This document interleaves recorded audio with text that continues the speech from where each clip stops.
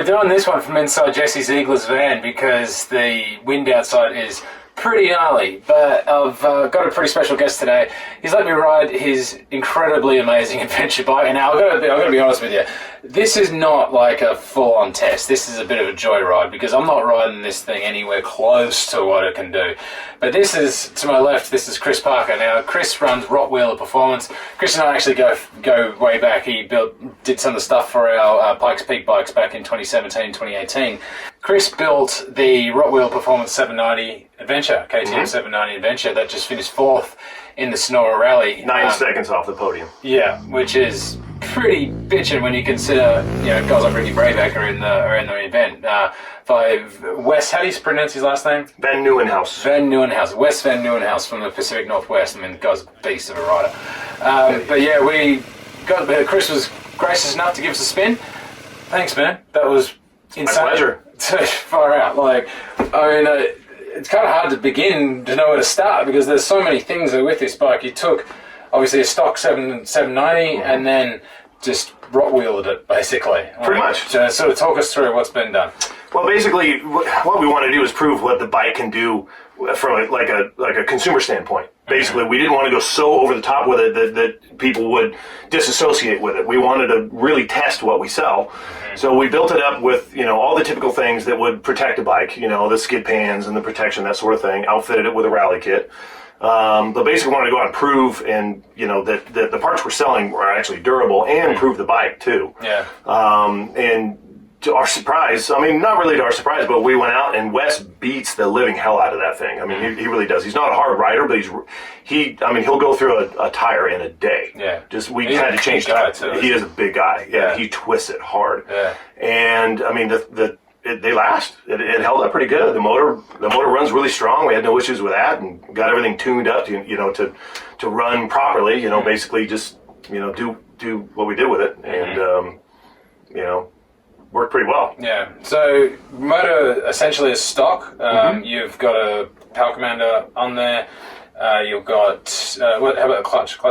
So we do a Recluse torque drive. Yep. Not the auto clutch, but the torque drive, because there's been some issues with the stock clutches on the KTM. So a bit of a debate on what that is, but we just hedged our bets and went with the Recluse torque drive because there's about 15% more clutch material on there.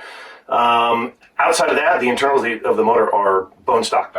Basically just external, we've got an aero exhaust system on the thing. We've got basically our intake on the beginning of it, and then we're fueling it with a power commander with an auto tune. So it's constantly tuning itself. So no matter what the conditions, no matter what kind of fuel we're putting in it, it always is tuning itself to optimal performance from top to bottom. Right. Yeah, because that's you've sort of built a business of making intakes and that kind of stuff as well for KTMs as well, haven't you? So so how long did it take you to develop that system for the 790?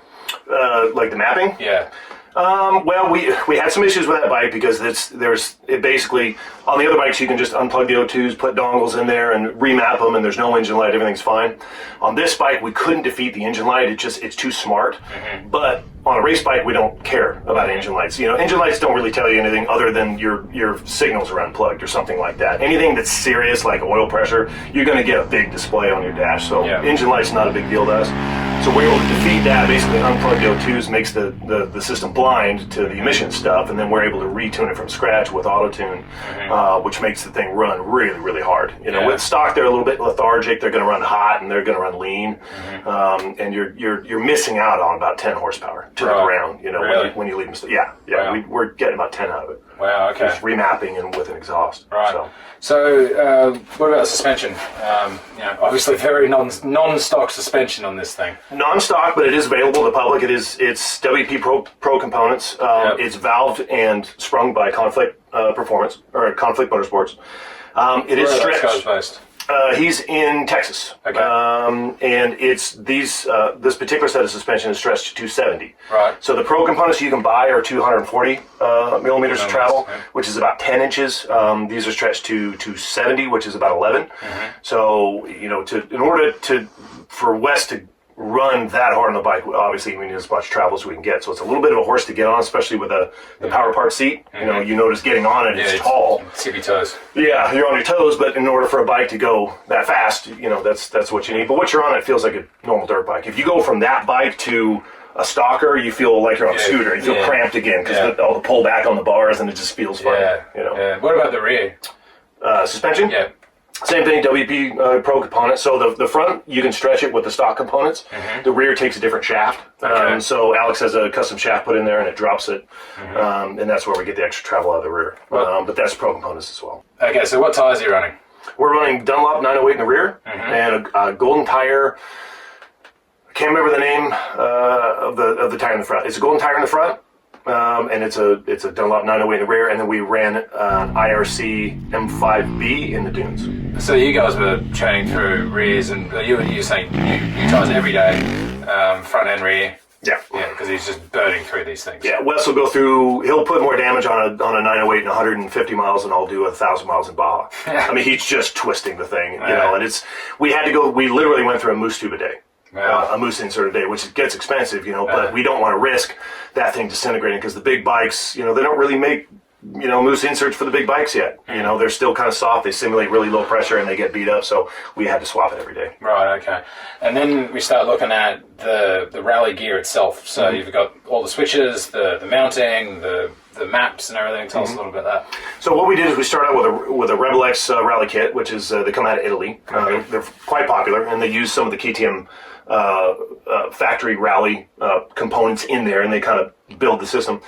And then what we do is we kind of made our own road book holder on the top. So because we're a full fab shop, Rebel X has great components for this that you can just buy, but it's kind of one size fits all for everybody. And because we have a machine shop and a full fab shop, we can actually make anything we want. So we can make things condensed and tight and really lightweight. And so you probably saw the billet tower up there that we just did. And so that's fully adjustable. Yep. We're going to do a second iteration where it's actually crushable. Oh, yeah. Not as strong, because it's a balance, because you want them to be strong, but you also want, if the rider hits it, you want it to give way, you want it to be kind of like a crumple zones in a car. Right. So it's a little bit of a balance. You don't want to make it too delicate, so it just breaks for no reason. You don't want to make it so strong that it's going to hurt the rider in a, you know, when, what's his name, went off the dune in Dakar a couple years ago, which was horrifying. Yeah, bloody Quintanilla. Yeah. Pablo Quintanilla. Yeah. I mean, you touched on the fact you're a fab shop. You have the thing that stops the shift forks from breaking within the gearbox. Transsaver. So, tell us a bit about Transsaver. So that's basically what's cool about linkage bikes, like linkage shifting bikes, is that you have a lot of freedom. You know, you can shorten levers, you can do a lot of things, so you have a lot of freedom to be creative with it, what's going on. And we recognize on those bikes, especially the off-road bikes, you know, a lot of guys are wearing heavy boots, they're 4 pounds a piece, and sometimes people shift with their entire leg and they might put too much pressure and bend shift shafts and bend forks and bend other things. So this is basically a gas strut that's designed to give way after a certain amount of pounds. So like, let's say you're going to shift and you hit a rock and bam, there's a lot of moving parts in there that can get bent, and then you've wasted a gearbox and it's very expensive. So this is a cheap piece of insurance that basically feels totally normal, you know, but if you overpress it, it just gives way. Yeah, it was really cool. The first time I used it, I was like, the hell, and then I remembered it, and then we were all good after that. Yeah. So that's why you got to warn people, because it'll freak them out a little bit. Like, what's going on here, you know? But once you get used to it, people so far have really liked them. Well, that's the quick sort of run-up, basically, of what the bike is. From the hot seat, I can tell you that I am an absolute amateur at this kind of stuff. You know, my expertise centers around superbikes and that kind of stuff, but I love getting out there and doing desert riding. You know, I've done a couple of desert races in the past, but this bike is so far out of normal people's abilities, I think. You know, like, you can get on a rider and just a cruising around. I spent about an hour and a half on it this morning, and just cruising around, and it was very compliant and very easy to use. But man, it's an angry bastard of a bike. You know, you can tell it's going to be vicious when it gets up there. You know, one of the great things about having a bigger bike versus like the 450s, for example, is those things will get to 100 mile an hour super quick. And you know, for stuff like the dunes in that, for example, you know, Chris was telling us that this thing would go straight up the dunes, whereas the 450s will zigzag their way up, and this thing will just do wheelies up the dunes. So I mean, it's pretty cool. You know, it's pretty old school Dakar style. But I mean, I'm not really telling you anything that isn't really expected. The thing is awesome. You know, it tracks so well. It brakes really well. That's the other thing. They've taken half of the front brake off on that thing too. We have. So we went to a single side disc, which drops about 6 to 7 pounds of unsprung weight, which is really important to get your suspension compliant and working. You don't need 2 double discs in the front in off-road. You know, I wouldn't recommend it for somebody with a passenger who's commuting with luggage, things like that. But for off-road, if you're primarily using this bike in the dirt, 1 one disc, one side is all you need, and we're using an M50 caliper that's off the Super Duke, which is a good, inexpensive, high quality caliper. And so far, no complaints from Wes on the braking. He says it's more than what I need. So heaps. I mean, just one finger and it just stops. So, it was a spectacular ride, I got to say. Like the weight that you have with the gas tank now on the 790s being down low. That's the thing with the weight too, is it's like all the weight is really down low. So if you let the bike get away from you, especially in the choppy stuff, when you're sort of bouncing from one thing to another, you got to use the weight to sort of use it to bounce off things rather than let it roll in on its own accord like you can with a 450. With a 450 you can easily kind of just correct your line and that kind of stuff. This thing, once it's in there, you got to pick your lines and choose it because there is so much weight that comes with it. But the offshoot of that is when that road opens up. It's pull it back and let's go. What they lack in the handling, they make up for in power. For sure. So we just scratched the surface on how fast that thing goes, and I don't want to know how quick I was going at some point, so it's enough. But brought it back to me, so I'm happy. That's right. Yeah. Look, man, thanks very much for that. That was huge. So that was our little quick joyride on Wes Vannieuwenhuise's. Vannieuwenhuise. It's a lot easier to say than to spell. Exactly. Wes Vannieuwenhuise's.